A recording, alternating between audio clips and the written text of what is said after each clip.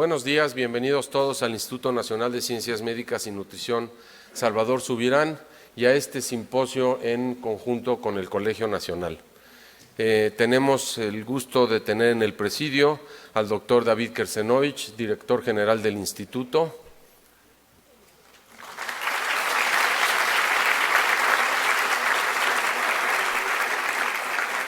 El doctor Adolfo Martínez Palomo, investigador emérito del CINVESTAB y miembro del Colegio Nacional.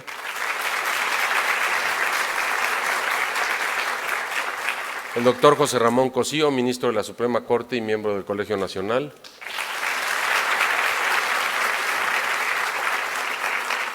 Y un servidor, doctor Gerardo Gamba, director de investigación de este instituto.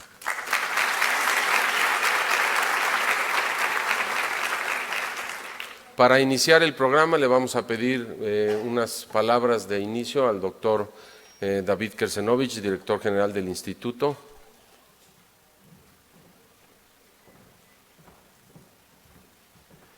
Gracias, Gerardo. Bueno, pues sean todos bienvenidos al Instituto Nacional de Ciencias Médicas y Nutrición Salvador Subirán. Para nosotros es un privilegio y queremos agradecerle al Colegio Nacional que haya decidido tener este evento en nuestras instalaciones. Quiero agradecerle en particular al ministro José Ramón Cosío y Adolfo Martínez Palomo y a Gerardo Gamba por haberse encargado de la coordinación de este evento. Hoy en la mañana, pensando que tenía que decir unas palabras, se me ocurrió y reflexioné en una cita de Maimónides que decía que para poder ejercer la medicina se requiere, por una parte, dentro de muchas otras características, tener una excelente preparación académica, pero además tener un poco de intuición y de instinto. Y lo menciono porque el tema que hoy va a abordar el Colegio Nacional aquí tiene que ver con obesidad, hipertensión y diabetes. Todos ustedes saben que es un problema muy importante y que plantea retos que requieren, por una parte, de mucha preparación académica que el día de hoy tendremos oportunidad de escuchar en el área de la medicina, en el área del derecho, pero también requiere de una gran intuición para cómo enfrentar el problema en el país.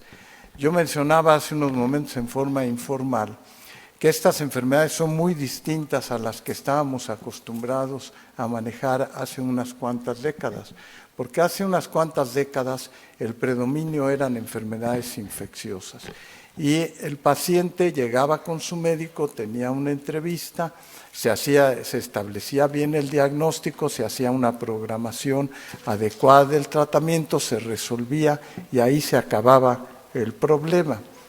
Podía evolucionar a formas crónicas en ocasiones.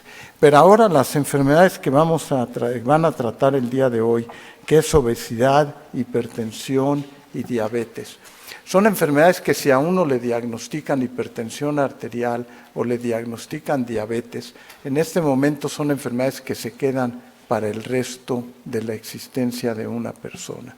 Y eso plantea retos muy importantes en cómo atender a esos pacientes. Aquí en el instituto estamos preocupados y, por ejemplo, estamos tratando de implementar modelos de atención distinta. En vez de que el paciente venga a una consulta de 20 o 30 minutos, ahora viene a una consulta de 5 o de 6 horas, donde pasa por distintos especialistas, pasa por unas sesiones que le permitan entender lo que es su enfermedad, porque en este momento, mientras la ciencia logra avanzar y hacer curables estas enfermedades, se requiere que la persona tenga control sobre su enfermedad. Y son enfermedades que van a tener altas y bajas a lo largo de su evolución. Es de tal manera la magnitud del problema que la próxima semana vamos a tener aquí a la Secretaria de Salud de Francia, precisamente tratando de ver este modelo de atención que se plantea en los pacientes que tienen diabetes mellitus y que tienen hipertensión arterial. De tal manera que yo creo que es un ejercicio muy particular. Yo celebro que el Colegio Nacional haya decidido abordar estos temas porque, insisto, no nomás se requiere preparación científica para abordar el problema, sino poder tener intuición adecuada, cómo recomendar políticas de salud, cómo recomendar modelos de atención, es un reto. Y en la medida que tengamos una mayor exposición multidisciplinaria a estos problemas, estoy seguro que podremos tener mejores soluciones. No quiero terminar sin también mencionar el gran poder de convocatoria, porque tenemos el auditorio lleno. Qué bueno que todos ustedes están aquí.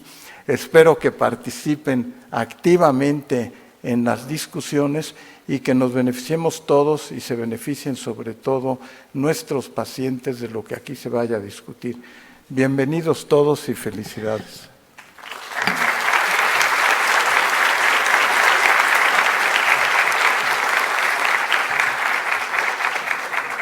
Gracias, doctor Kersenovich. A continuación, el doctor Adolfo Martínez Palomo dirá unas palabras de inauguración del simposio.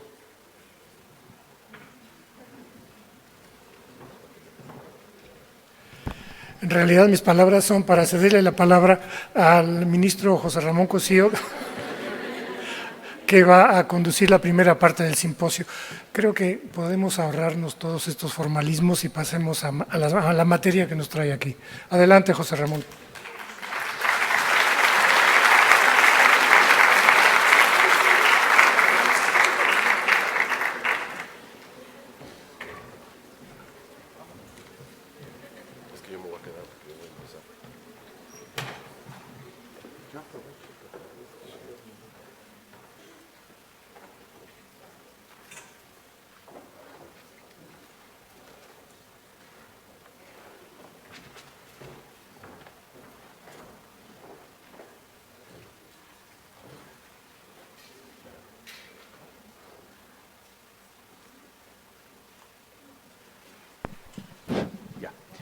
Pues también muy buenos días a todos, de verdad que qué impresionante asistencia hemos tenido esta mañana a este evento que ya se ha dicho, organizamos conjuntamente entre el doctor Adolfo Martínez Palomo, el doctor Gerardo Gamba y su servidor, sobre 3 temas de la mayor importancia para la vida pública nacional. Voy a darle sin más el uso de la palabra al doctor Gerardo Gamba, quien como se ha dicho es el jefe de investigación de este muy importante Instituto Nacional de México, Premio Nacional de Ciencias y un muy destacado investigador en estos temas.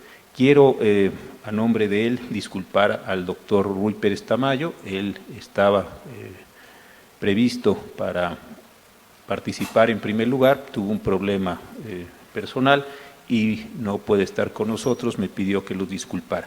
Así es que muchísimas gracias por su asistencia y desde luego, y como siempre, muchas gracias a David Kersenovich por su generosidad en este y en otros muchos actos con el Colegio Nacional y con todos los que somos sus amigos. Adelante, Gerardo, por favor.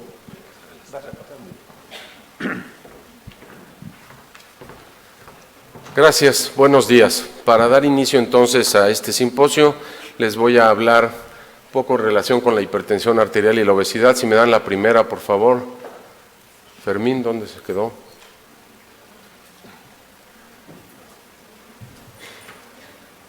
¿No está Fermín? Entre tanta gente, ¿no está Fermín?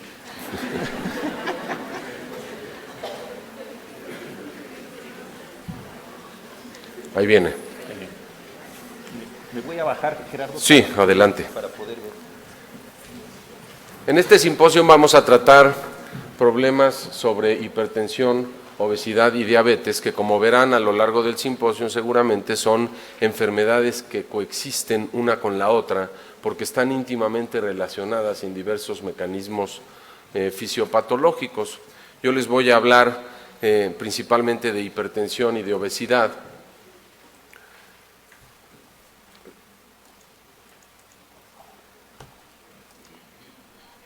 Como dice en esta diapositiva, vean que en este trabajo publicado hace unos cuantos años se reconoce a la hipertensión arterial como el factor número 1 de riesgo de muerte en el mundo, por encima de otros problemas que probablemente suenan más, como el uso de tabaco, como la glucosa elevada, la inactividad física, la sobrepeso y obesidad, el sexo no seguro, el abuso de alcohol, y por encima de todos estos, en primer lugar, está la hipertensión arterial como el factor número 1 de riesgo para muerte.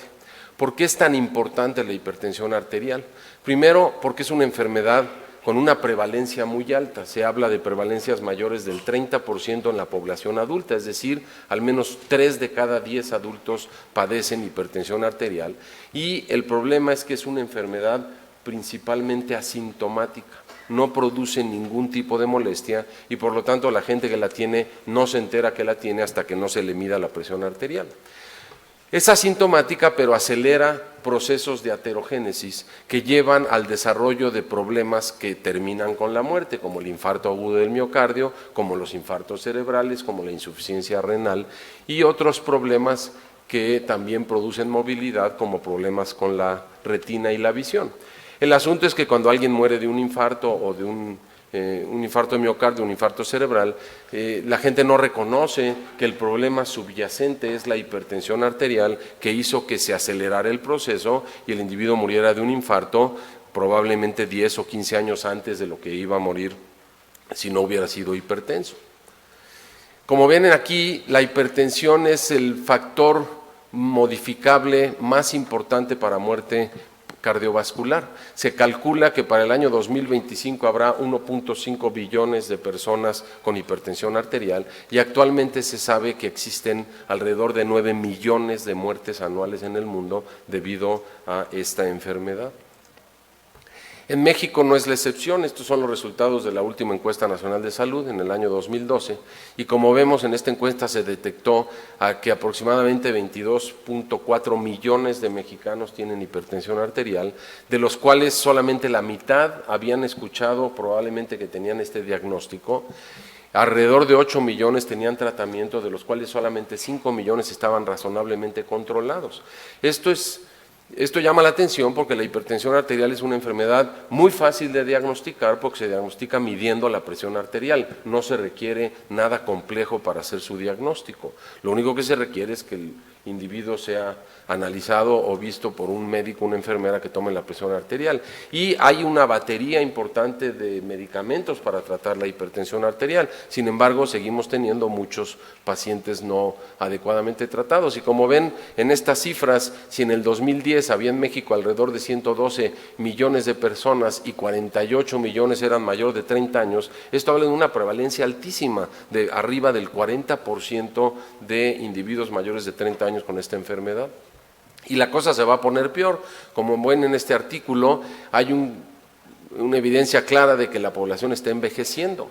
El número de jóvenes va disminuyendo con los años, el número de adultos mayores va aumentando y según esta predicción, si en el 1990 el 5.5% de 86 millones de mexicanos era mayor de 60 años, estamos hablando de 4.7 millones de personas, para el año 2050 se prevé que el 40% de 156 millones de mexicanos será mayor de 60 años, es decir, tendremos entonces 62 millones de personas mayores de 60 años, que es donde la prevalencia de hipertensión aumenta después de los 40, 45 años de edad.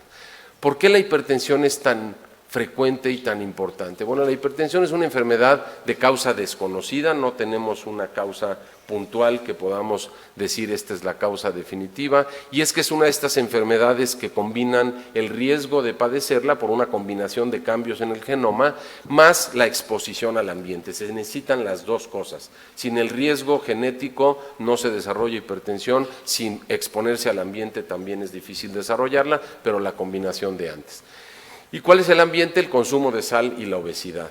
En este libro que les pongo aquí es un libro muy interesante donde se analiza la historia de la humanidad alrededor de la sal. La sal pues se convirtió en un elemento importantísimo porque fue descubierto hace ya varios centenares de años de que la sal es útil para conservar la comida, y conforme la civilización fue creciendo, entonces fue necesario ponerle sal a la comida para poder alimentar a tantas personas. Es tan importante, como dice aquí, que de hecho se convirtió en la moneda. Durante muchos años se le pagaba a la gente con sal, y por eso al pago realizado hoy en día por el trabajo que hacemos se le denomina salario, porque viene de esta palabra sal. Y el otro gran riesgo es la obesidad. Y como ven aquí, pues es algo que es muy conocido para muchos de aquí. La obesidad es terriblemente prevalente en México, 72% de las mujeres, 67% de hombres adultos tienen hipertensión arterial, y como muestra esta otra figura, México está en segundo lugar en el mundo en relación con obesidad. Hay países donde la obesidad es el 3, 4, 6% de la población, como ven los de abajo. Sin embargo, en Estados Unidos, México, Gran Bretaña, Rusia, la obesidad es altamente prevalente. Esta figura muestra el resultado de un estudio que se publicó hace 2 años, un estudio enorme en donde se analizó, como ven ahí, la excreción urinaria de sal en 102,000 individuos de diferentes países.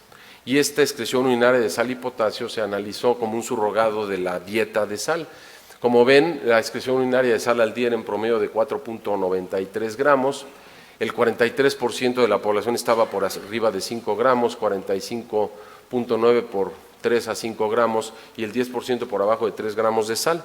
Y vean en esta gráfica la relación que hay entre cuánto se consume de sal y la presión arterial tanto sistólica como diastólica, y claramente se ve que en la población a mayor consumo de sal, mayor presión arterial sistólica y diastólica, y como muestra este lado de la diapositiva, a mayor consumo de sal, mayor diagnóstico de hipertensión. Estos son los individuos con hipertensión, estos son los individuos con presión arterial normal.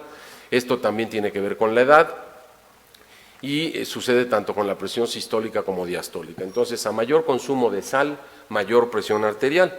El otro dato muy importante de este estudio y de otros que se publicaron previamente es que además hay una relación muy importante con el consumo de potasio. Independientemente del consumo de sal, aquí en esta figura tenemos el consumo de sal en menos de 3 a 5 o más de 5 gramos al día, y como vemos la presión arterial sistólica o diastólica cambia dependiendo de a la vez si se consume mucho potasio, más o menos potasio o poco potasio. Es decir, consumir mucho potasio se asocia con menos presión arterial en la misma cantidad de sal. Aquí tenemos, por ejemplo, los individuos que consumen menos los individuos con consumo de sodio de menos de 3, aún así se diferencian si consumen poco, más o menos o mucho potasio, y lo mismo con otros niveles de sal. De tal manera que el consumo de potasio también es importante para determinar la presión arterial. Y vean lo que pasa con la mortalidad en este mismo estudio, y es muy interesante ver. En el sodio lo que vemos es que hay una curva en forma de U. En los individuos que consumen mucha sal hay un aumento en la mortalidad cardiovascular cuando se consume mucha sal, y esta se corrige si le corregimos por la presión arterial, es decir, que la mortalidad por consumir mucha sal se asocia con aumento de la presión arterial. Es interesante, sin embargo, que también hay un aumento en la mortalidad en los individuos que consumen muy poca sal, y esta no se corrige al corregir por presión arterial, lo cual quiere decir que la mortalidad por consumir poca sal tiene que ver con otros fenómenos fisiopatológicos diferentes. En cambio, en el potasio sucede una situación parecida, pero a la vez contrario. Los individuos que consumen poco potasio también tienen una mayor mortalidad cardiovascular.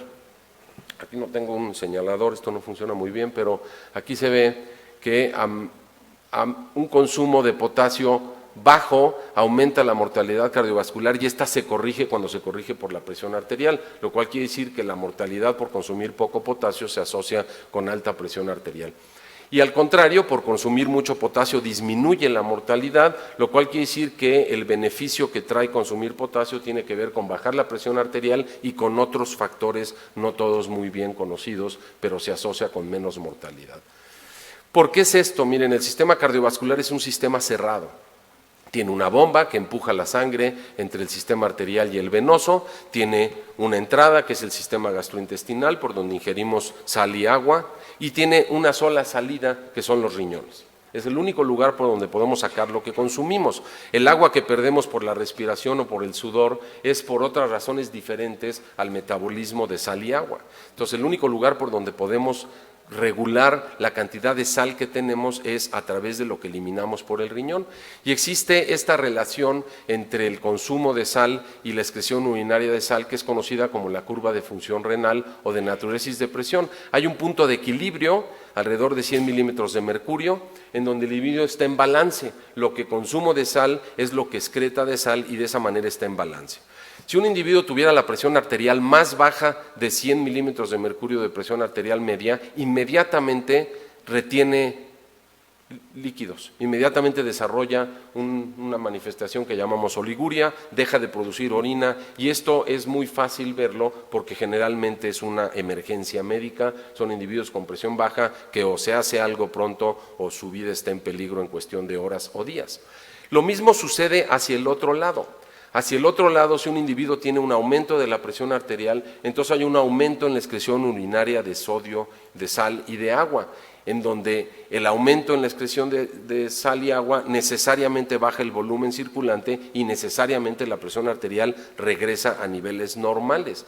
Sin embargo, esto no lo vemos, dice aquí crónica imperceptible, porque tenemos sistemas hormonales que nos hacen que la curva sea de esta manera.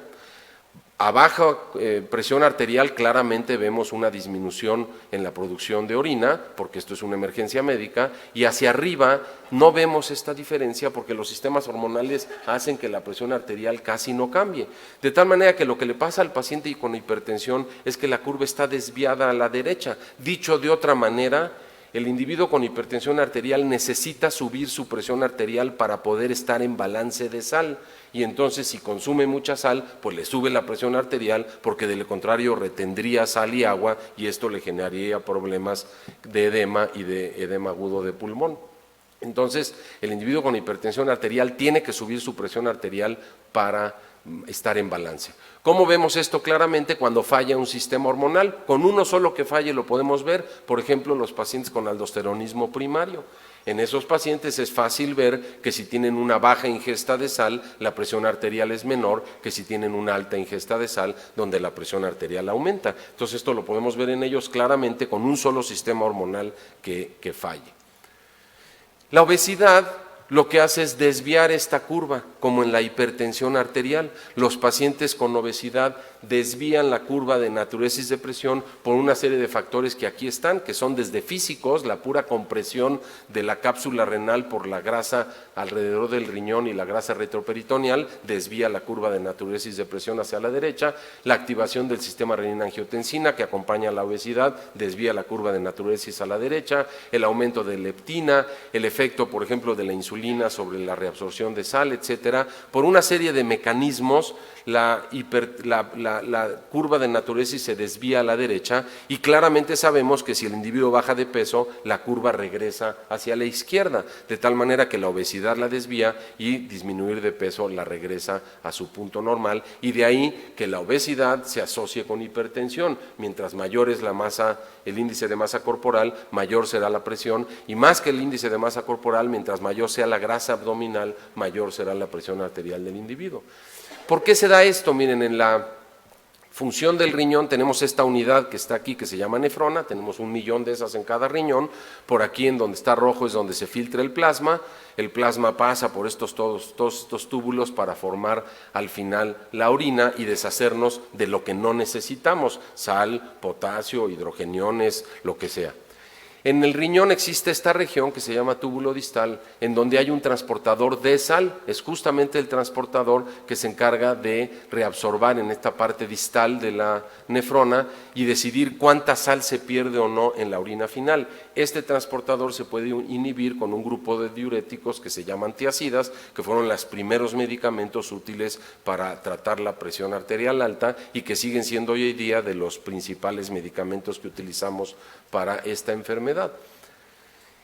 Hemos aprendido mucho porque existen enfermedades donde están mutado este transportador o alguna de las sinasas que lo regulan y entonces nos genera esta enfermedad en imagen en espejo, gracias, en imagen en espejo, en donde mutaciones, no funciona, sí, ya.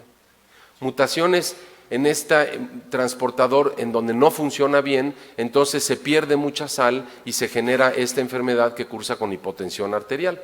En cambio, mutaciones en sinasas que regulan al transportador dan la imagen en espejo. Si funciona además, entonces tenemos una enfermedad que es imagen en espejo y cursa con hipertensión arterial y estas otras alteraciones electrolíticas que ven aquí. De tal manera que esto nos muestra un panorama en una enfermedad genética de lo que realmente ocurre a nivel de las enfermedades poligenéticas. Fíjense, en el síndrome de Gitelman o de Gordon tenemos una mutación que por sí sola es capaz de explicar la disminución o el aumento en la presión arterial, sin embargo le lleva entre 10 y 20 años al individuo desarrollar el cambio en la presión arterial que sea medible, porque tenemos una gran capacidad de amortiguación de la sal, principalmente en la piel. Entonces le lleva 20 años. Obviamente un individuo que lo que tiene es una predisposición genética, no tiene una sola mutación, sino es una predisposición genética a desarrollar hipertensión arterial, pues cuando se expone al medio ambiente adecuado, que es la sal, pues le lleva entre 40, 50 o hasta 60 años desarrollar la hipertensión arterial y por eso fue difícil durante muchos años darse cuenta que el consumo de sal es el que tiene que ver con el desarrollo de esta enfermedad. Un ejemplo extremo es lo que sucede con este trabajo de la población de Framingham, en donde se estudió el gen de este transportador de sal en más de 3,000 y pico de individuos, se estudió el DNA de estos transportadores y se encontró mutaciones puntuales en uno de los dos alelos, tenemos 2 alelos para cada gen, en uno de los dos se encontró una mutación que reduce un poquito la función del transportador, son individuos que no están enfermos, simplemente tienen una mutación en uno de los 2 alelos que les reduce un poquito la función y vean cómo esto fue suficiente en las líneas rojas para que esos 49 individuos comparados con los otros 3,000 y fracción tuvieran la presión arterial sistólica y diastólica más baja, tuvieran un riesgo 0 de hipertensión arterial y ninguno de ellos murió de razones cardiovasculares. Esto sería como estar expuesto a una dieta baja en sal toda la vida, porque estos individuos lo que tienen es que pierden un poco más de sal por el riñón a lo largo de su vida y eso los protegió contra la mortalidad cardiovascular. Finalmente, tenemos ahora una explicación muy clara de este fenómeno que mostrábamos hace rato. ¿Por qué esta relación entre el potasio a nivel poblacional? Si el potasio se consume poco, hay más presión arterial, si el potasio se consume mucho, hay menos presión arterial. Y la razón es que el potasio es un elemento que en plasma es muy importante para determinar la función del corazón, de tal manera que si un individuo consume mucho o poco potasio, mucha o poca sal, el riñón siempre va a escoger regular primero al potasio que a la sal, porque si el potasio cambia, podría poner en peligro la vida del individuo. Y entonces básicamente lo que pasa en esta parte final del riñón, en el túbulo distal, es que tenemos al transportador de sal, que como ven en esta caricatura, reabsorbe cierta cantidad de sal. La sal que no se reabsorba por este transportador, entonces se reabsorbe en la parte más distal de la nefrona por un canal de sodio, y como ahí pasa un catión, entonces al reabsorberse un ion de carga positiva genera un balance negativo, eléctricamente negativo en la luz de la nefrona, que entonces es la razón para que se secrete potasio. De tal manera que mientras más sal llegue a la parte distal de la nefrona, más potasio se puede secretar. El síndrome de Gitelman se parece a lo que pasaría si tomamos una dieta alta en potasio. Si tomamos una dieta alta en potasio, entonces el riñón tiene que escoger perder sal para poder eliminar ese potasio y no estar en riesgo.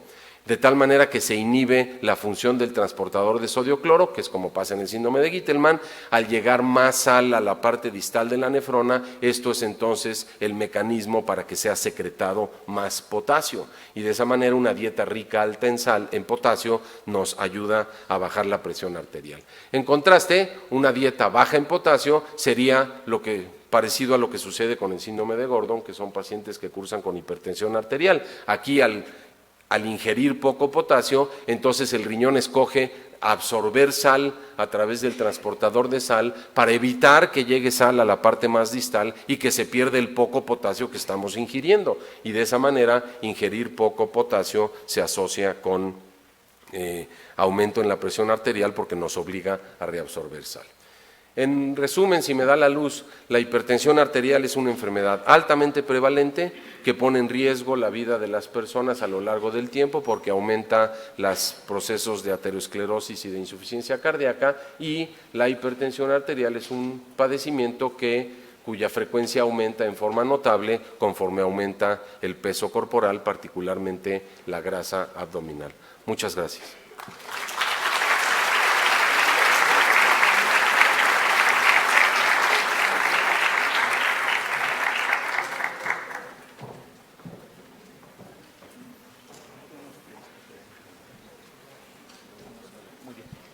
Pues por la dinámica del evento no vamos a tener preguntas y respuestas, me imagino que les han de haber quedado a ustedes tantas como a mí, pero me pareció sumamente interesante. Quisiera agradecer al doctor Gamba no solo esta muy importante presentación, sino también su colaboración muy entusiasta para que este seminario pudiera llevarse a cabo.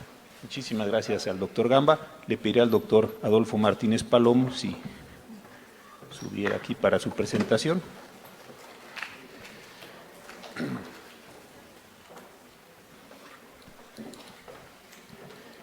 Pues sin más, también dejo en el uso de la palabra al doctor Adolfo Martínez Palomo, como se ha dicho, un investigador nacional muy reconocido, miembro del CINVESTAB, investigador emérito de ahí, miembro del Colegio Nacional y un muy querido amigo también. Adelante, Adolfo, por favor. Muchas gracias, ministro. Hola, muy buenos días. Para esta sesión he decidido comentar con ustedes un tema que no es lo más evidente para un simposio sobre obesidad, hipertensión y diabetes, que es el corazón como un órgano endocrino y su relación con el tema que nos tiene reunidos aquí el día de hoy. Lo que voy a hacer es hacer una revisión muy somera, rápida, de por qué el corazón como órgano endocrino empieza a ser cada vez más importante en el tema de la diabetes y en el tema de la obesidad. En el de la hipertensión lo ha sido ya a lo largo de los últimos 20 y tantos años, pero la relación con diabetes y con obesidad es más reciente. Y después me voy a atrever a hacer una breve reflexión histórica de por qué la humanidad tardó tantos años en saber que el corazón no solamente es una bomba eficiente, sino que también es un órgano endocrino que tiene funciones fundamentales. El descubridor de la actividad del corazón como el órgano responsable de la circulación fue, como todos sabemos, William Harvey, y hace 350 y tantos años Harvey comentó: encontré la tarea tan ardua de saber que el corazón era el órgano responsable de la circulación, que estuve tentado de pensar que el movimiento del corazón solo podía ser comprendido por Dios. Pero lo que viene a cuento es por qué tardó, y lo veremos dentro de un momento, 350 años la ciencia médica en averiguar que el corazón no solamente es una bomba, sino también es un órgano endocrino. Pero primero, antes de pasar a la historia, pasemos a lo moderno. El corazón sintetiza y secreta varias hormonas, fundamentalmente dos, que se llaman péptidos natriuréticos, porque eliminan sodio, y cardíacos, porque se encuentran en el corazón fundamentalmente en las aurículas. Hay dos tipos, el A por las aurículas y el B porque originalmente se encontró en cerebro de cerdos, pero que en realidad la fuente fundamental de este péptido B son también las aurículas. Y esto el corazón las produce, el corazón las secreta, y vamos a revisar brevemente cuáles son las funciones principales. Por un lado, en los vasos sanguíneos disminuye el tono muscular y disminuye la resistencia vascular periférica. En el tejido adiposo, y aquí viene su relación importante con obesidad y también con diabetes, aumenta estas dos hormonas del corazón, aumentan la lipólisis. En las suprarrenales disminuyen la secreción de aldosterona y en el riñón aumentan la secreción de sodio y por eso reciben el nombre de péptidos natriuréticos por la eliminación de sodio a nivel del riñón. Estos péptidos natriuréticos tienen en el organismo humano, se encuentran en todos los vertebrados, no solamente en los mamíferos, sino todos los vertebrados tienen estos péptidos natriuréticos, pero en el ser humano aumenta la síntesis y la liberación de estos péptidos en casos de isquemia del corazón o de distensión del miocardio. Cuando se distienden las aurículas, se estimula la liberación de estas hormonas y disminuyen, en el caso de la obesidad y la diabetes tipo 2. Y de ahí viene el interés muy reciente, en los últimos 2 o 3 años apenas, de la posible utilidad de los péptidos natriuréticos para el análisis, para la prevención y para el tratamiento de la diabetes y de la obesidad. Aquí viene una tabla incompleta de las enfermedades caracterizadas por concentraciones alteradas de péptidos natriuréticos, por ejemplo, en enfermedades cardíacas, como ven, insuficiencia cardíaca, en infarto, hipertensión arterial.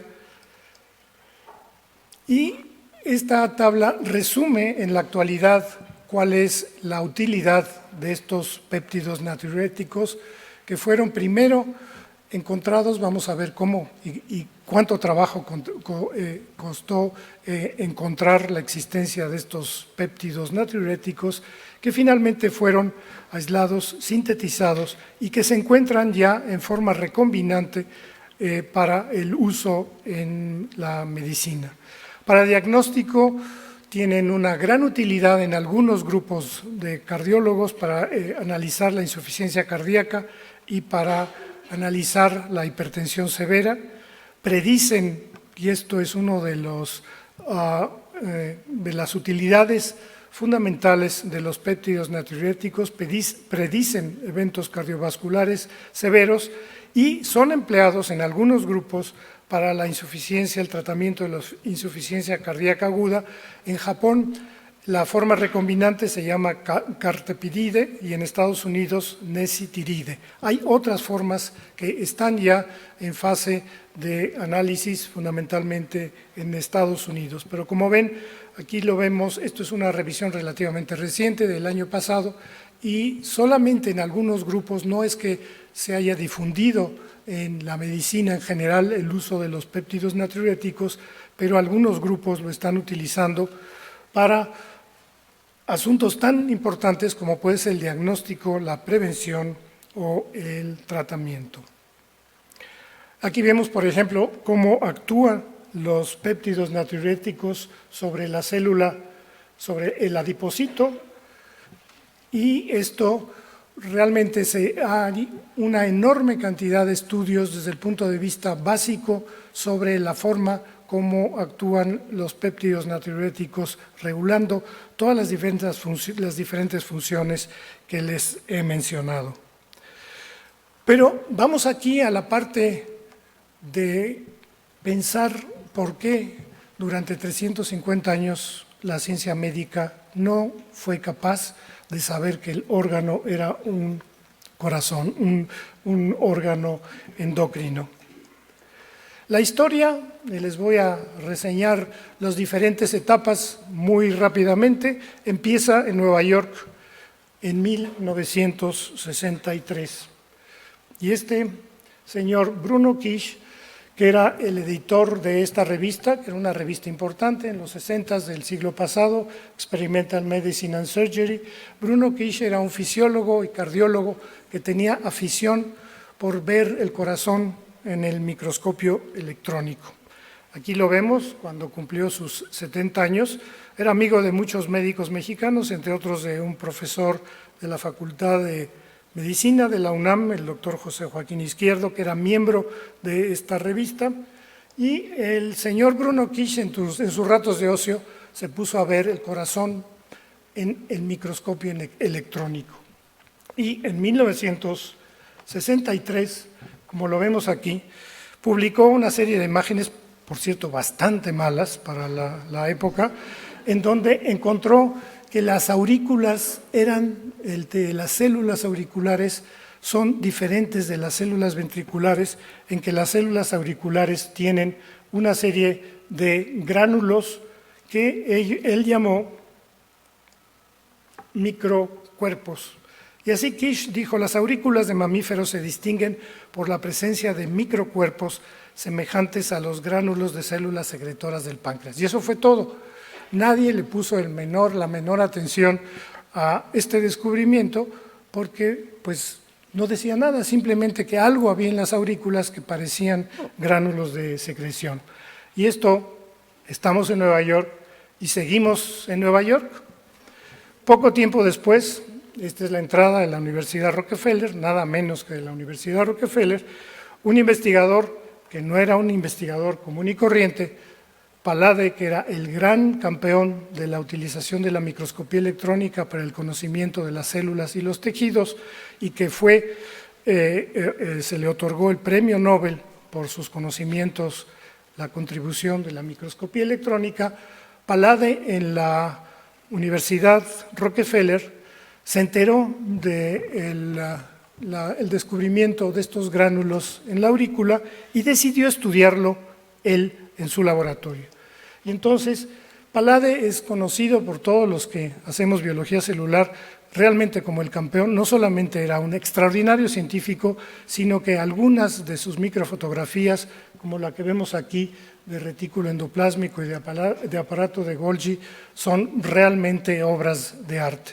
De hecho, durante muchos años, los ribosomas, que nadie sabía qué eran los ribosomas, los encontró primero Palade y durante varios años se le llamaron gránulos de Palade, hasta que finalmente se supo cuál era la composición y cuál era la función de los ribosomas. Pero Palade, este gran campeón de la biología celular, por cierto, de origen rumano, donde todavía sigue siendo, a pesar de que ya falleció, el héroe de los rumanos, que es el único caso de un rumano que ha tenido un premio Nobel, publicó un año después que publicara el doctor Kish un estudio mucho mejor sobre los gránulos de secreción en la mejor revista que había en aquel entonces, el Journal of Cell Biology, y en colaboración con el doctor Jamieson, estudiaron con mucho cuidado con la microscopía electrónica los gránulos, pero de todas maneras no supieron qué eran estos gránulos. Y dijeron, las aurículas tienen una segunda función especializada, formar y almacenar una población de gránulos presumiblemente secretores, y lo que dijeron es, no son lisosomas, que son los organillos que recogen todos los desechos de las células, ni contienen tampoco catecolaminas. Imagínense, estamos en 1964 y todavía nadie sabe que el corazón es un órgano endocrino. Lo más que se ha podido, gracias a la microscopía electrónica, es saber que hay algo en las aurículas que parecen gránulos de secreción.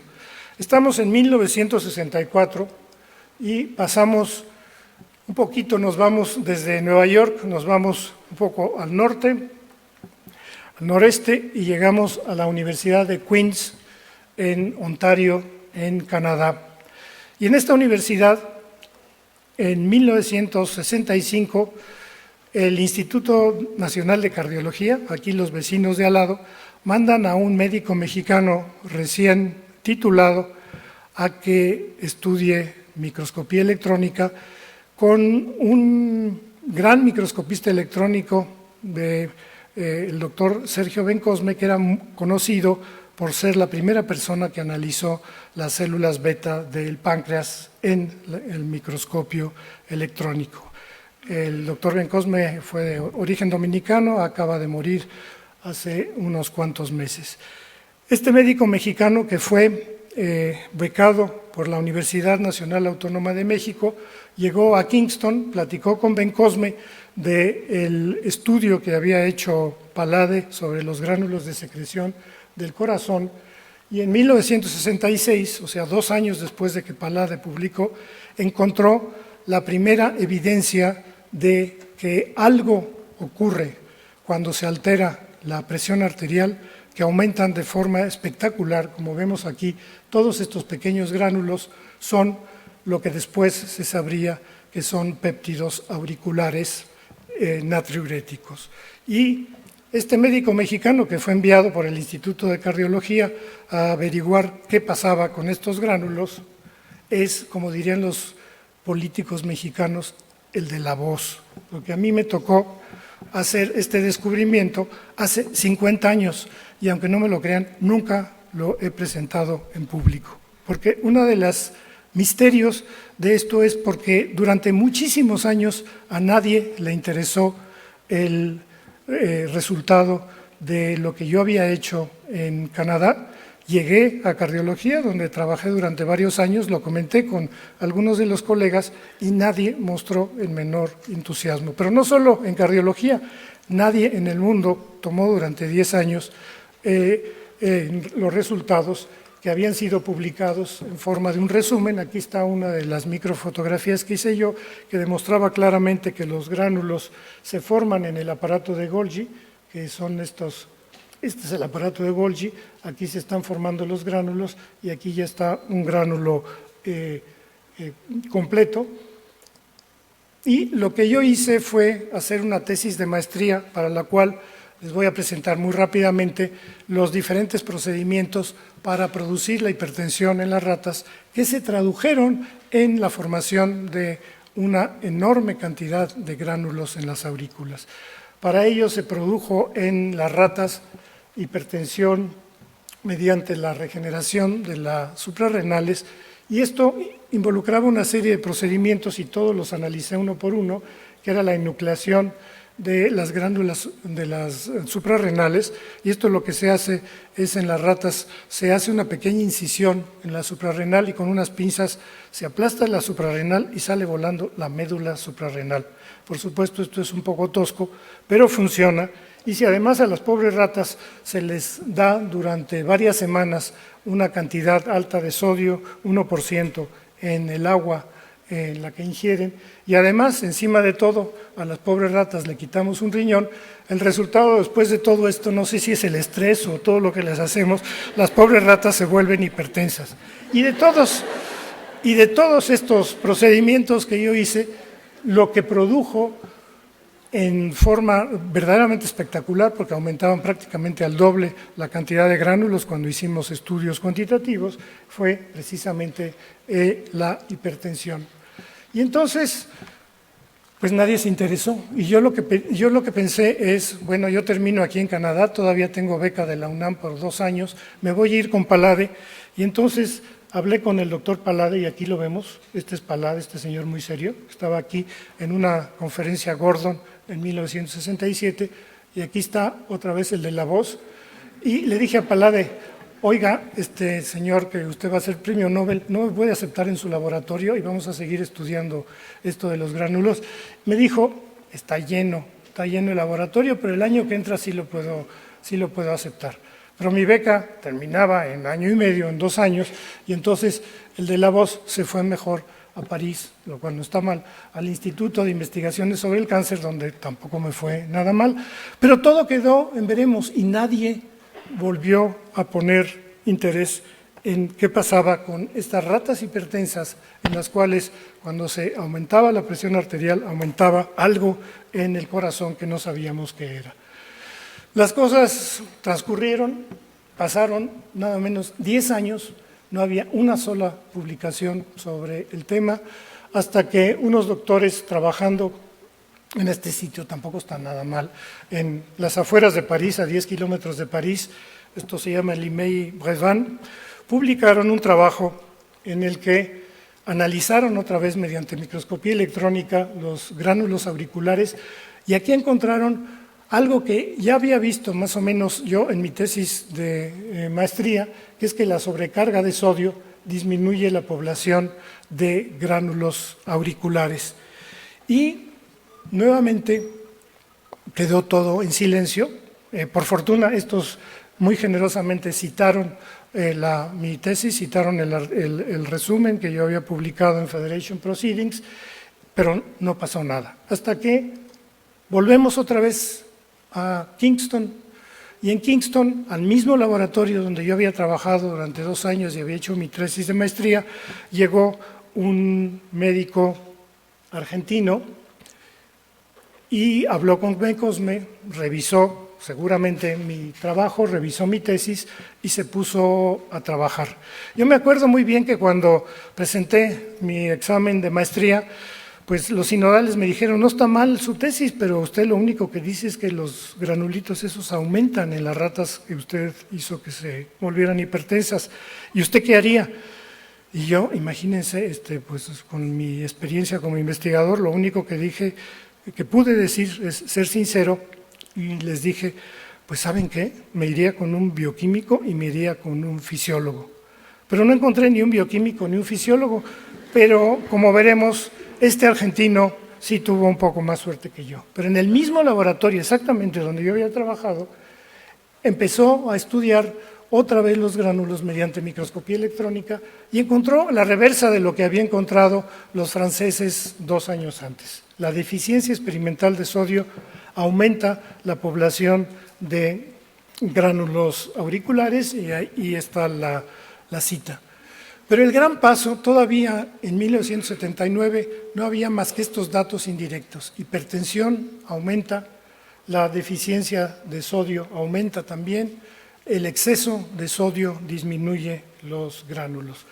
Pero esto no despertaba la atención de los fisiólogos, no despertaba la atención de los cardiólogos, hasta que el mismo de Bolt en Kingston hizo el experimento que había que hacer y que era relativamente sencillo.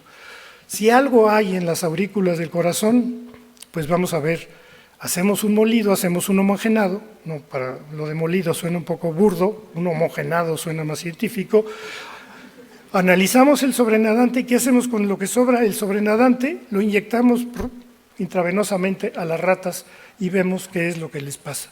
¿Y qué es lo que les pasa si ven simplemente la diuresis, la cantidad de orina, antes de que les inyectaran el extracto de aurícula?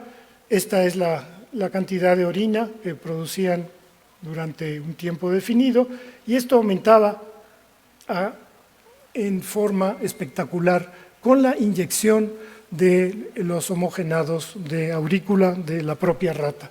Pero más todavía cuando se analizaba la excreción de sodio, este es el valor que encontraban en condiciones normales y esto aumentaba más de 20 veces. Y esto fue el trabajo que detonó la explosión. Ahí sí se enteró el mundo de que algo había en las aurículas que provocaba un aumento espectacular de la diuresis y un aumento espectacular de la excreción de sodio. Y esto lo hizo un argentino que se llama, igual que el de la voz, Adolfo Mitocayo de Bolt, que no tengo el gusto de conocerlo, y este hombre se ha convertido pues, en el emperador o en el rey de las atriopeptinas, porque él ha seguido todo el procedimiento desde encontrar que las atriopeptinas tenían esta actividad diurética y natriurética, hasta aislarlas, identificarlas, el clonarlas, el recombinarlas y el encontrar, después ya con grupos grandes de cardiólogos, fundamentalmente en Estados Unidos y en Japón, las utilidades médicas que les comenté al principio. Y ahora les voy a presentar al doctor de Bolt. A mí me hubiera mucho gustado, pues no tanto ser como él, pero sí haber hecho lo que él sí pudo hacer en el momento adecuado, encontró las condiciones adecuadas, las condiciones precisas para hacer un descubrimiento que es uno de los grandes descubrimientos de la medicina en los últimos años. Y aquí, este es el doctor de Bold en una foto reciente, y como ven, lo menos que se puede decir es que está muy satisfecho de su descubrimiento. Él ya se quedó en Canadá, me imagino que lo hicieron canadiense. Yo cuando terminé mi estancia en Canadá, mi esposa trabajaba como psicóloga en Canadá y las autoridades migratorias hablaron con mi esposa y le dijeron: nos interesa mucho que usted se quede trabajando aquí con nosotros, porque trabajaba para los servicios públicos de la provincia de Ontario, y a mí me dijeron: y usted puede hacer lo que quiera, si quiere se puede ir. Pero bueno, nos fuimos los dos y nos fuimos entonces a París. Y ahora este hombre en 1981 publicó este artículo que en los siguientes años ha producido más de 35,000 citas. O sea, el promedio ha sido más de 1,000 citas anuales de trabajos dedicados al tema de los péptidos natriuréticos. Con esto creo haber podido explicar, y me he permitido por primera vez hacer en público este pequeño descubrimiento que yo hice y que de alguna manera le sirvió a Adolfo de Bold para seguir y encontrar la verdad sobre el corazón como órgano endocrino y poder brincar este lapso que hubo entre 1628 y 1981 para saber que el corazón no solo es una bomba eficiente, sino también es un órgano endocrino muy importante. Muchas gracias.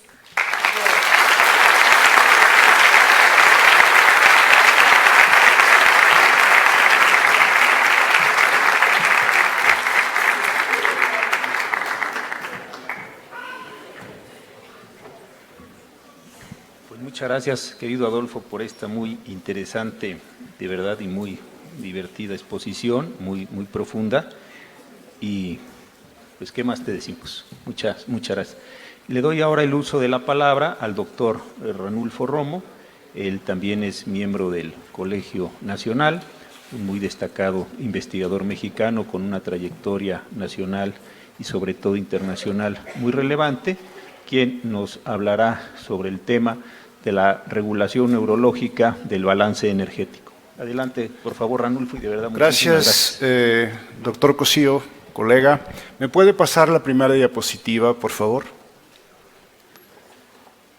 Bien, bueno, me da mucho gusto estar aquí. Es la primera vez que yo piso nutrición. Siempre le saqué la vuelta. Espero seguir sacando la vuelta como paciente. Y como dicen por ahí, mientras yo era estudiante de medicina, pues no era de los perfumados, porque aquí entraban solamente los más inteligentes. En todo caso, estoy contento de estar aquí. Otra aclaración: cuando el doctor Gamba me invitó a dar esta charla, pues yo me quedé pasmado, porque este no es mi tema de investigación. Sin embargo, en el Colegio Nacional, los miembros tenemos la obligación de hacer movimientos horizontales. El doctor Cosío es abogado, jurista y se ve involucrado en problemas médicos. Yo soy neurofisiólogo, tengo algo que ver con el cerebro, con este tema, y mi tema de estudio es cómo el cerebro decide. Si me pasa la siguiente diapositiva, por favor. La siguiente, por favor.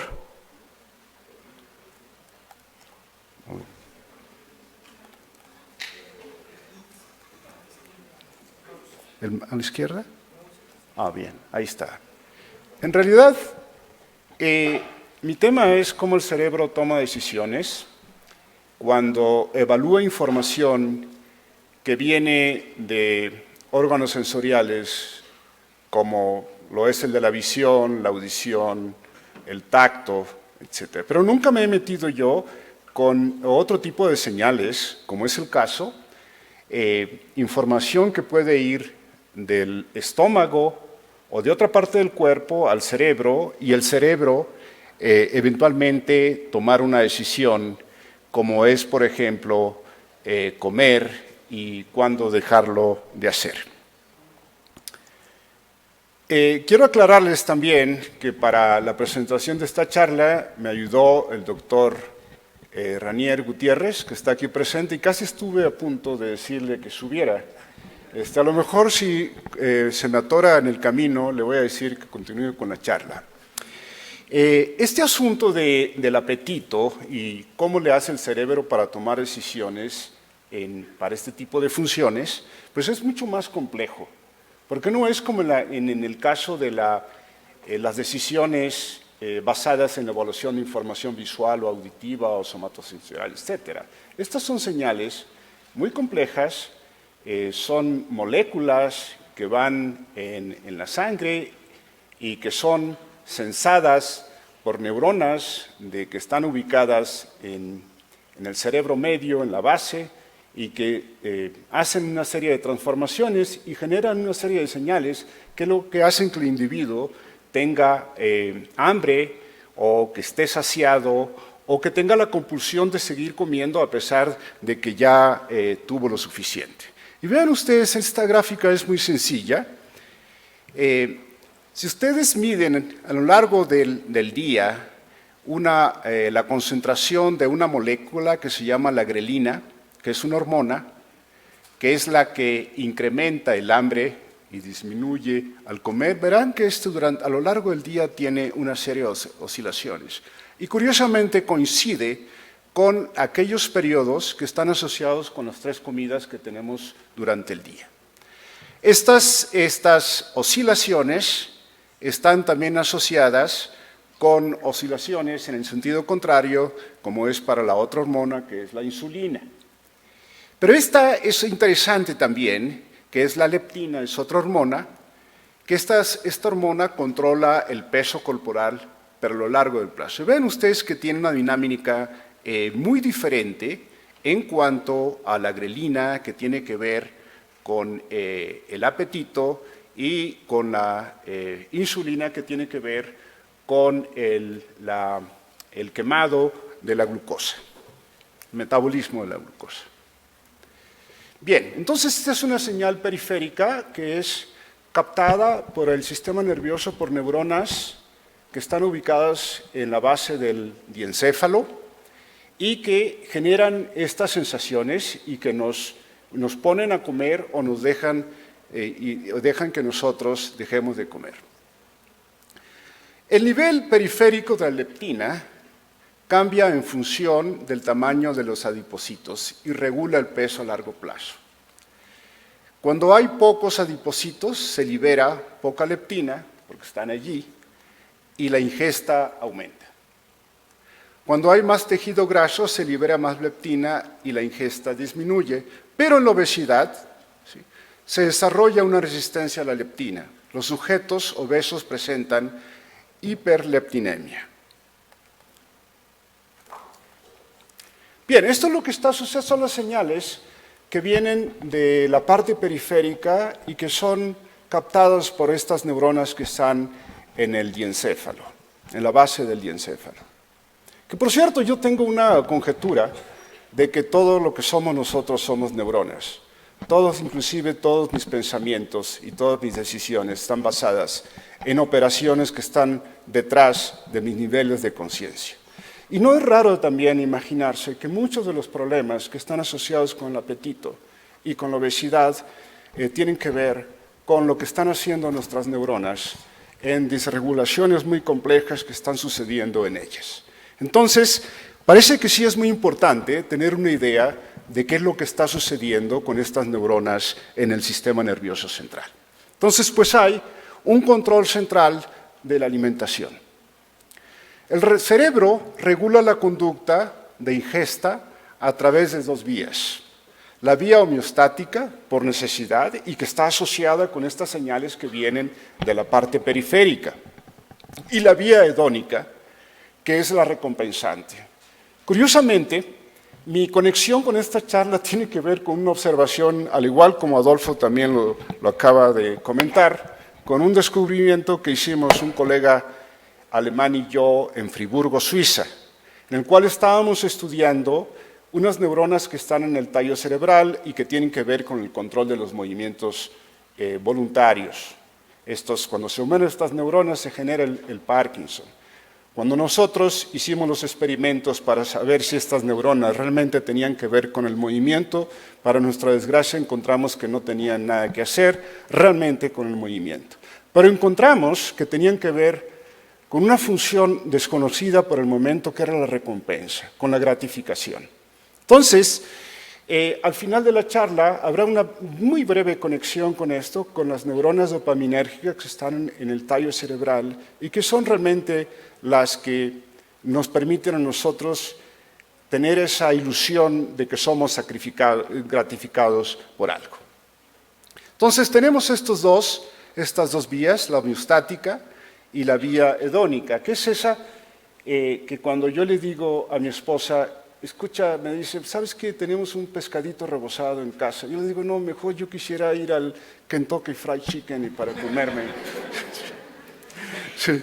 Entonces, el hambre sigue la lógica del palo o de la zanahoria, por necesidad o por placer. Entonces, en realidad, este asunto de la alimentación tiene que ver con eso, con que pues, necesito algo para poder funcionar, pero también cuando ya lo tengo, yo puedo buscar un poquito más de gratificación. Entonces, en esencia, estas dos funciones que se entrelazan o que van separadamente, están determinadas por un grupo de neuronas que se encuentran ubicadas, una de ellas que está ubicada en la base, es muy pequeñito, que se llama el nucleus arcuatus, que en una región que se conoce como el hipotálamo, en la parte de abajo, y donde hay la barrera hematoencefálica y la forma como están ubicadas estas neuronas permiten sensar muchas cosas que están ocurriendo en la sangre. Y básicamente, en esta zona del diencéfalo, en lo que sería la vía homeostática, coexisten dos tipos de neuronas. Unas que se conocen como AGRP, con un /NPY, que no les voy a hacer qué, pero son unos péptidos, unas neuronas peptidérgicas, hormonas peptidérgicas, neuronas, que tienen también neurotransmisores normales, como podrían ser uno inhibitorio, como es el GABA, pero que son capaces, unas de ellas son capaces de sensar, por ejemplo, la leptina, la hormona que inhibe a las neuronas AGRP y recibe y excita a las otras neuronas que están del otro lado, que se llaman POMC, y que también tienen que ver con dos aspectos opuestos de la alimentación. Por ejemplo, la grelina, que es una hormona que se libera en el estómago, es como si fuera una señal de hambre y que es captada por las neuronas AGRP, las excita. Y eso es lo que hace que nosotros tengamos apetito, exista estas neuronas y como están conectadas inhibitoriamente, inhiben a las otras. Y así es un balance, es una regulación que se mantiene continuamente. Mientras una está excitada, la otra está inhibida, y cuando la otra se desinhibe, inhibe a la otra. Y es ese balance lo que lo hace que el sujeto tenga hambre o que esté saciado. Forma tan elemental de operar del sistema, de este circuito cerebral, me recuerda cuando en los años 70 también se descubrió un circuito muy básico que tenemos en el tallo cerebral y que nos permite que nosotros estemos despiertos o que estemos dormidos. Y todo esto está basado simplemente en un balance que regula la excitación e inhibición de dos grupos de neuronas que están ubicados en el tallo cerebral. Entonces no es extraño que para una función aparentemente tan compleja como sería esto, también tengamos un circuito con estas dos propiedades.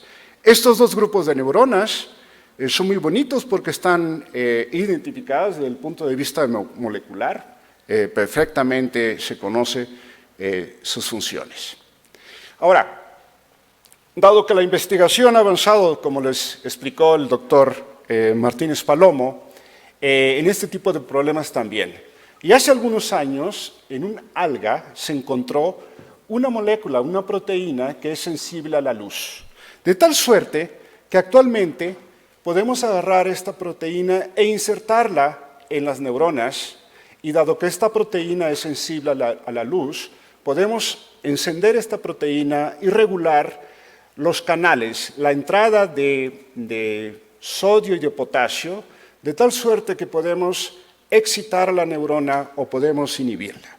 Entonces, imaginemos que si estas neuronas que les acabo de mostrar tienen que ver algo con esto, entonces podríamos insertar estas proteínas en estas neuronas perfectamente identificadas y encenderlas artificialmente mandándoles un poco de luz, y eso es lo que han hecho algunos investigadores en los últimos años, poner a prueba si estas neuronas tienen que ver con estas dos funciones que les acabo de comentar. Bien, y esto fue, la activación de las neuronas AGRP induce un consumo voraz. Estas son las neuronas del hambre, mientras que las neuronas que se conocen como POMC lo reduce e induce pérdida de peso. Entonces, a estos ratones lo que se hace es meterles una fibra micrométrica que llega y se coloca por encima de este grupo de neuronas, y en un momento dado lo que se hace es mandarle un rayo de luz. Activa esta proteína y excita a las neuronas, y al excitar esas neuronas lo que hace es incrementar el consumo de alimento, el alimento artificial que se les da a estos animales. Por el contrario, si esta proteína se encuentra insertada en las membranas de las neuronas POMC, al mandarles este rayo de luz, lo que sucede es que reduce el apetito en estos animales. Entonces, esta es una demostración muy bella para qué sirven estos dos grupos de neuronas que están ubicados en el diencéfalo. Bien, y de hecho, creo que aquí si corro con un poco de suerte, podré encender por acá. Lo que se puede hacer es meter un endoscopio, una fibra muy pequeñita, que puede, en un ratón que está en libre movimiento, ¿sí?, captar las señales de estas neuronas. Estas neuronas lo que hacen es que cuando el animal tiene hambre se encienden. A la derecha se vio, yo creo, el encendido, unas pequeñas lucecitas, y cuando se le pone el alimento a este sujeto, las neuronas se callan. Entonces, pues, cuando las neuronas AGRP están muy activas, ¿sí?, generan en el sujeto una sensación de hambre, como cuando estamos nosotros muy hambrientos. Verdaderamente podemos llegar a ponernos de malas. Llegamos a casa o al laboratorio molestos porque probablemente estas neuronas AGRP están encendidas y no hay manera de inhibirlas. Todos los animales realmente comen para apagar la actividad de estas neuronas. Entonces, este experimento es bonito porque lo que sucede aquí, en cuanto a la preferencia, se le ponen dos gelatinas de dos diferentes colores, es en una prueba de preferencia entre dos gelatinas con el mismo sabor pero de diferente color. El consumo de una de las gelatinas, la amarilla, fue apareada con la activación optogenética de las neuronas AGRP, las que generan hambre, ¿sí?, que es en la parte baja ahí. Entonces, los ratones tuvieron una menor preferencia por la gelatina amarilla, porque lo que hace al encender esas neuronas es generar la sensación desagradable de hambre. La sensación de hambre inducida por la activación de las neuronas AGRP es desagradable, pues. Bien. Entonces, ¿qué pasaría si nosotros si lesionáramos las neuronas AGRP?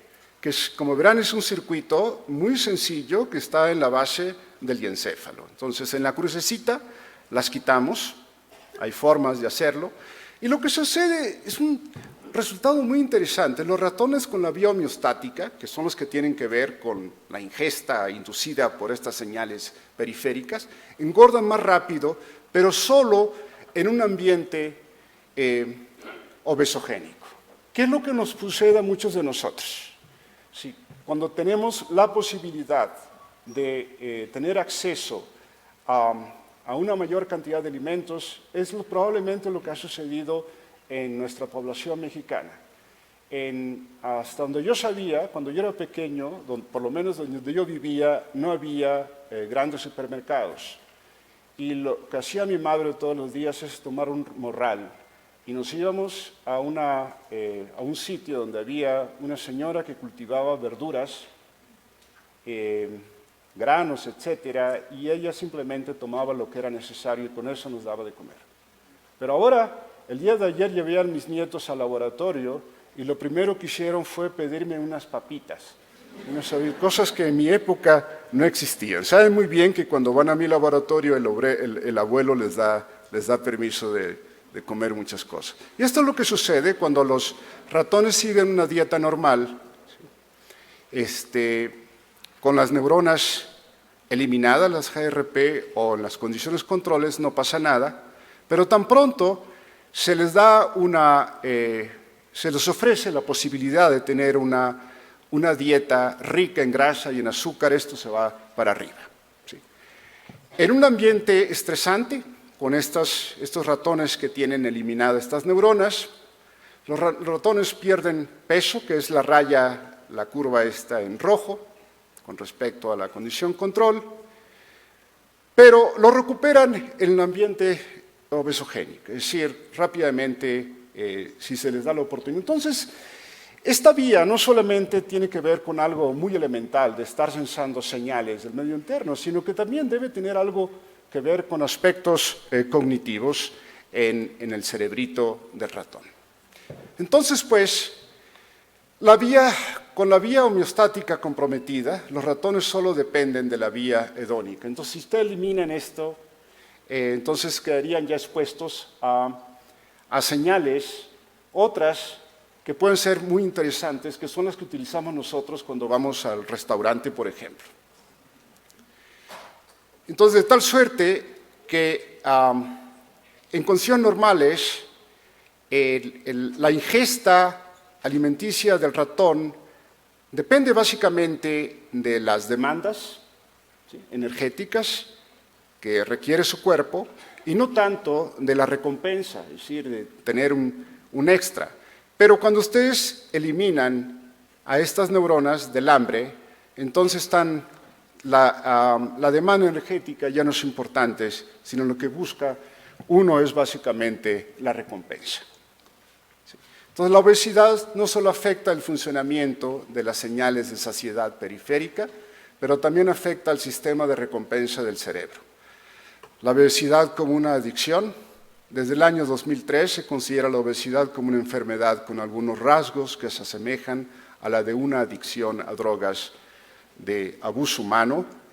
Y esto lo demostró Nora Volkow, una mexicana que trabaja en Estados Unidos, en Washington, y utilizando marcadores de receptores dopaminérgicos, que son los que traducen la señal del transmisor dopamina que viene del tallo cerebral hacia el estriado, lo que encuentra estos son cortes de un cerebro control. Verán ustedes que el color más intenso aquí indica que esta zona del cerebro, que se conoce como el estriado, tiene una gran cantidad de receptores, mientras que en los adictos con cocaína a la derecha, verán ustedes que el color cambia, tiene menos sensibilidad al receptor D2 de dopamina.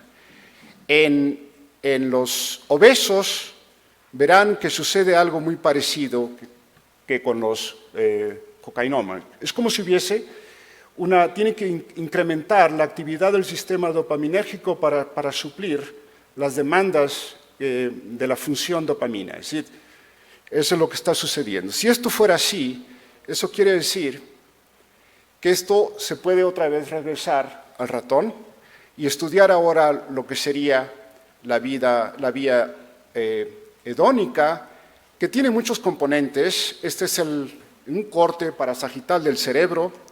No es el cerebro humano, esto es mucho más pequeñito, y los dibujitos que están aquí corresponden a neuronas ubicadas en una zona del cerebro que se conoce como corteza orbitofrontal o prefrontal, y que mandan sus conexiones a otros núcleos que están en el diencéfalo e incluyendo a toda esta zona del hipotálamo, que son el hipotálamo lateral, el arcuato, y finalmente terminan en esta parte del encéfalo que tiene que ver con la liberación de dopamina. Es decir, esta circuitería nace desde una parte de la corteza cerebral que tiene que ver con cuestiones cognitivas de nuestro cerebro, de tal suerte que de ahí pueden salir señales importantes que encienden a toda esta circuitería para que yo busque un exceso de alimentos o que reduzca también el exceso de alimentos, pero sobre todo que yo esté buscando el placer. Entonces, pues, estos circuitos tienen que ver con la ingesta de los alimentos y, por supuesto, también con la vía hedónica. Entonces, lo que pueden hacer ustedes es, con esta técnica de la optogenética, donde pueden meter esos rayitos de luz, pueden ir encendiendo cada uno de estos circuitos e ir viendo cómo cada uno de los circuitos tiene diferentes contribuciones en la ingesta de los alimentos, cómo reducirlas o cómo incrementarlas, o en su caso, cuando finalmente llega a lo que sería la VTA en esa zona, es mandar una señal que tiene que ver con el placer. Quizás la función más importante de todos nosotros es buscar el placer. Y este es un experimento muy bonito que hizo el doctor Ranier Gutiérrez, donde le da unos rayitos de luz a estas neuronas que están en el hipotálamo lateral. Y estas ratitas están entrenadas a ir a ese sitio a tomar un poco de agua con un poco de azúcar, y cada vez que él enciende ese circuito de neuronas, lo que sucede es que incrementa el sujeto el número de movimientos de succión para obtener más sacarosa. Entonces, el animal se ve manejado enteramente por la activación de estas neuronas. Y probablemente él ni siquiera sabe que puede detener a voluntad la ingesta de esta sacarosa. Sí. No solamente esto tiene que ver con la ingesta de productos líquidos, sino también con alimentos sólidos. Y otra vez un experimento muy interesante en su laboratorio es en estos animalitos que tienen insertada esta fibra para activar esas neuronas. Tienen la posibilidad de 3 opciones: el alimento sólido, el chow, la sacarosa y el chocolate. Entonces, cada vez que se activa esas neuronas, el sujeto va a tomar la sacarosa, pero cuando descubre el chocolate o el chow y se enciende, el sujeto va a venir continuamente a obtener el alimento sólido.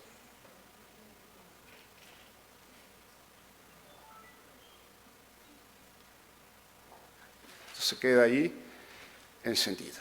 Entonces, pues, en conclusión, las neuronas GABAérgicas del hipotálamo lateral computan una señal universal que indiscriminadamente promueve conductas apetitivas y de consumo de alimentos en el paladar, que son comestibles, sean sólidos o sean líquidos, pero no de alimentos aversivos. También los ratoncitos no son tontos. La existencia de la vía hedónica y de las neuronas GABAérgicas del hipotálamo lateral resalta la importancia que tiene el ambiente obesogénico en el desarrollo de la epidemia de obesidad. Entonces, pues, estos son algunos ejemplos de experimentos de cómo se está abordando actualmente en los laboratorios el mecanismo neurofisiológico por el cual nosotros comemos, nos saciamos y tenemos placer. A mi modo de ver, quizás el problema más importante no es tanto la demanda, saciar la demanda energética de nuestro cuerpo, sino más bien obtener una recompensa. Y eso tiene algo que ver. Las drogas y la obesidad pues son algo muy parecido. Pues muchas gracias Y agradezco otra vez más al doctor Ranier Gutiérrez.